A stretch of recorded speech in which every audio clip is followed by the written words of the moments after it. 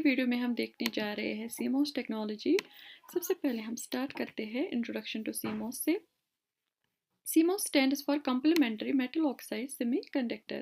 तो CMOS का full form क्या है? Complementary Metal Oxide Semiconductor।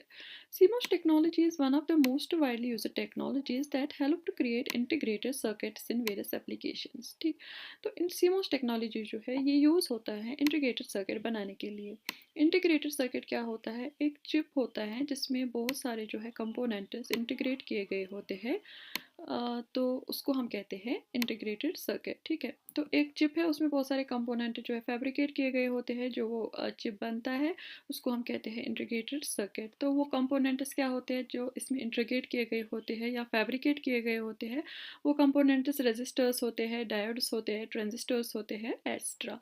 तो next is CMOS technology is a popular MOSFET technology used in today's computer memory, CPUs, mobile phones because it has numerous advantages। तो CMOS technology जो है इसको हम MOSFET technology भी कहते हैं और ये यूज़ होता है कंप्यूटर मेमोरी में, CPUs में, मोबाइल फ़ोन्स में बिकॉज इसमें बहुत सारे एडवांटेजेस होते हैं। Semiconductor device like P channel and N channel are used in CMOS, also known as PMOS and NMOS। तो semiconductor device like P and N channel जो है वो यूज़ होते हैं सीमॉस में, जिनको हम पीमॉस और एनमॉस भी कहते हैं। तो अब हम देखेंगे सीमॉस का स्ट्रक्चर कैसा होता है। तो यहाँ पे स्ट्रक्चर सीमॉस का जो है गिवन है। तो सीमॉस का स्ट्रक्चर जो होता है वो होता है combination of PMOS and NMOS transistors. तो यहाँ पे स्ट्रक्चर गिवन है, देखो यहाँ पे पीमॉस और एनमॉस का जो है कॉम्बिनेशन है।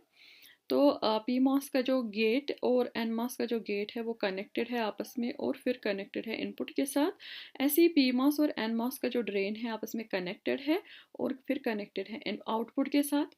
पीमॉस का सोर्स जो है कनेक्टेड है वीडीडी के साथ, वीडीडी सोर्स के साथ, एंड एनमॉस का जो सोर्स है वो ग्राउंडेड है। ठीक है, तो ये है basic structure of CMOS. It works on the principle of complementary operation। तो CMOS कैसे वर्क करता है? Complementary operation. तो वो क्या होता है, जैसे कि जब हम इनपुट पे हम 0 देंगे तो आउटपुट पे 1 मिलेगा।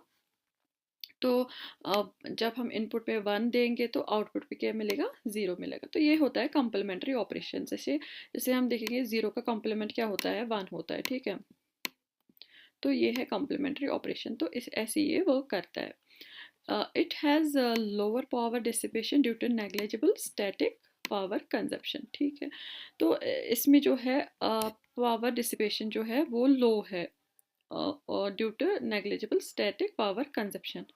तो स्टैटिक पावर जो होता है ये क्या होता है? स्टैटिक पावर होता है power consumed by A circuit when it is in steady state. ठीक है, तो जब हमारा सर्किट जो होगा स्टेडी स्टेट में होगा उस टाइम पे कितना पावर कंज्यूम हुआ है तो उसको हम कहते हैं स्टैटिक पावर कंजप्शन। तो यहाँ पे स्टैटिक पावर कंजप्शन जो है वो नेग्लिजिबल है तो इसीलिए जो है लो पावर डिसिपेशन होता है सीमॉस में। तो वो कैसे नेग्लिजिबल है? क्योंकि यहाँ पे VDD से लेके ग्राउंड तक डायरेक्ट पाथ नहीं होती है। ठीक है, क्यों नहीं होती है? क्योंकि हमारे पास एक ही ट्रांजिस्टर, एक टाइम पे एक ही ट्रांजिस्टर ऑन होता है। ठीक है, तो दैट्स वाई यहाँ पे VDD से लेके ग्राउंड तक डायरेक्ट पाथ नहीं है। ठीक, तो वर्किंग प्रिंसिपल हमने देखा क्या है। तो अब पीमॉस यहाँ पे जो है कंडक्ट कब होगा?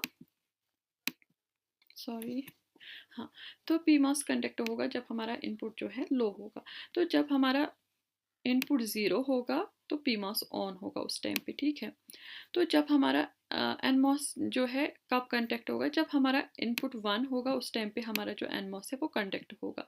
ठीक है, तो जब हम यहाँ पे देंगे इनपुट पे 0 देंगे उस टाइम पे सिर्फ हमारा पीमॉस ऑन होगा, तो ये जो होगा ये ऑफ होगा उस टाइम पे। ठीक है, तो दैट मीन्स जो हमारे आउटपुट पे हमारा जो आउटपुट मिलेगा वो हाई मिलेगा, जिसको हम 1 भी कहते हैं। तो हमारा आउटपुट 1 मिलेगा। कब मिलेगा? जब हमारा इनपुट जो होगा 0 होगा। तो जब हम इनपुट पे 1 देंगे, ठीक है, तो जब हम इनपुट पे 1 देंगे हमारा पीमॉस जो होगा वो ऑफ होगा उस टाइम पे। ठीक है, तो एनमॉस जो होगा ऑन होगा। तो पहले से ही जो VDD था वो क्या जाएगा? वो ऐसे जाएगा तो ग्राउंड की तरफ जाएगा। तो हमारा जो आउटपुट बनेगा वो बनेगा 0 इस टाइम पे। ठीक है, तो लो आउटपुट मिलेगा हमें। तो हमने ये भी देखा कि only one transistor is on at a time, उससे क्या होता है हमारा रिड्यूसिंग पावर कंजप्शन। तो inverter as a basic CMOS circuit example. तो सीमॉस सर्किट का जो अगर हमें एग्जांपल लेना होगा तो हम इन्वर्टर लेंगे, क्योंकि ये इन्वर्टर की तरह काम करता है। जब हम इनपुट पे 0 देंगे आउटपुट पे 1 देता है, और जब हम इनपुट पे 1 देंगे आउटपुट पे 0 मिलता है। ठीक है, तो अब हम देखेंगे एडवांटेजेस ऑफ सीमॉस। ठीक है, तो सबसे पहला एडवांटेज है लो स्टैटिक पावर डिसिपेशन, जो हमने ऑलरेडी पढ़ा। दूसरा है हाई नॉइस इम्यूनिटी। तो नॉइस इम्यूनिटी जो है हाई है इसका, मतलब जो सिग्नल पे नॉइस इफेक्ट होगा उससे हमारा आउटपुट जो है इफेक्ट नहीं होगा। ठीक है, तो फैन आउट जो है हाई है। फैन आउट का मतलब होता है number of logic gate inputs. तो ये क्या करता है, सीमॉस जो है ये can drive a large number of inputs without effect on performance. ठीक है, तो it can drive large number of inputs on logic gate. ठीक है, तो कॉम्पैक्ट मतलब स्मॉल साइज होता है। मैकेनिकली वेरी स्ट्रॉन्ग, तो ये मैकेनिकली वेरी स्ट्रॉन्ग होता है। इनपुट इम्पेडेंस जो है हाई है इसका, तो ये यहाँ पे है used in low power and portable devices. ठीक है, तो यहाँ पे सीमॉस फैब्रिकेशन प्रोसेस है। ठीक है, तो सबसे पहला स्टेप क्या होता है हमारा, वेफर प्रिपरेशन। ठीक है, सिलिकॉन सबस्ट्रेट मतलब वेफर प्रिपरेशन का क्या होता है, हमें एक चिप बनाना पड़ता है ना। ठीक है, वो चिप कैसे बनाते हैं हम, ठीक है, वो होता है वेपर प्रिपरेशन। उसके बाद है ऑक्सीडेशन, उसमें ऑक्सीडेशन करना, लिथोग्राफी, डोपिंग, फिर इचिंग होता है, डिपोजिशन, मेटलाइजेशन, तो फाइनली जो लास्ट स्टेप होता है वो टेस्ट एंड पैकेजिंग होता है। तो सीमॉस फैब्रिकेशन जो है इम्पोर्टेंट टॉपिक है, तो इस पर दूसरा वीडियो मैं बनाऊंगी जिसमें सारा एक्सप्लेन किया गया होगा कि कैसे करते हैं वेफर प्रिपरेशन, कैसे करते हैं ऑक्सीडेशन, कैसे करते हैं। ठीक है, तो चलते हैं एप्लीकेशन पे। एप्लीकेशन ऑफ सीमॉस तो माइक्रो प्रोसेसर्स में यूज़ होता है, मेमोरी डिवाइस में यूज़ होता है, इमेज सेंसर्स में यूज़ होता है, कैमरास में यूज़ होता है, डिजिटल लॉजिक सर्किट्स में यूज़ होता है, एम्बेडेड सिस्टम में यूज़ होता है, आईओटीज़ में यूज़ होता है, वेरिएबल डिवाइस में यूज़ होता है। ठीक है, तो इन सब जो है इन सब डिवाइस में तो आईसी ज़रूरी यूज़ होता है। तो उन आईसीज़ को किस में कैसे बनाते हैं हम, सीमॉस यूज़ करते हैं आईसीज़ को बनाने में।